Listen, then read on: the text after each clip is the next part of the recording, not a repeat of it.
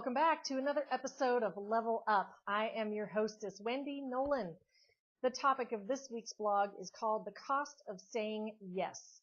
Now, this blog is specifically geared towards those small business owners and operators like myself.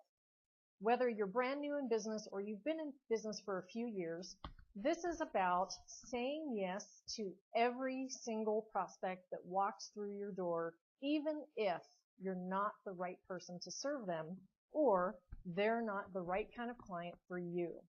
You know, when we say yes to everyone that walks in the door, we often have to earn every dollar twice from those clients.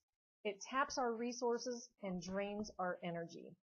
What I want to share with you today are a few quick tips to help you become more discerning so that you can say no to the prospects that aren't ideal, which leaves room for you to say yes to more of the ideal prospects.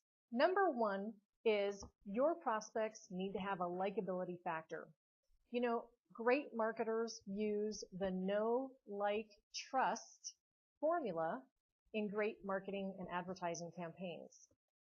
When you like your prospect and your prospect likes you, it increases the level of trust and it makes it a lot easier for you to do your best work and enjoy doing it. So assess whether the prospect sitting in front of you or on the other end of the phone line is someone that you actually like.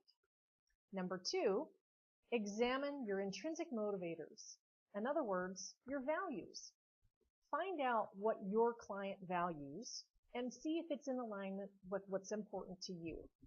Now, admittedly, I don't share the same views on religion, sports, or politics with my clients.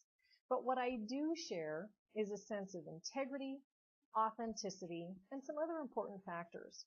And if you have those shared values with your prospects, it'll make it much easier for them to be ideal clients. And then lastly, figure out what your sweet spot is if you haven't done so already. When you've carved out a niche for yourself, you'll only be hired by the people that you like, who share similar values, to do the work that you love to do, that you're really good at. There's another blog post I think you should take a look at. It's called The 4 Steps to Double Your Average Sale. It's a case study about a client I worked with last year who implemented an ideal client profile and had explosive growth in her business. And the hint is, in the title, she doubled her average sale in a very short amount of time. That's this episode of Level Up. While you're here, go to wendynolin.com and click on the blog page where you can subscribe and get my weekly blog post as well as my monthly newsletter in your inbox. Of course, there's also a free gift when you sign up.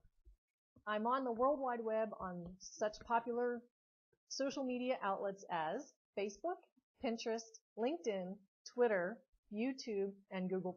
I'd love for you to join me on any one of or all of those platforms. All right, that's this episode of Level Up. I am your hostess, Wendy Nolin, and I'll see you on the flip side.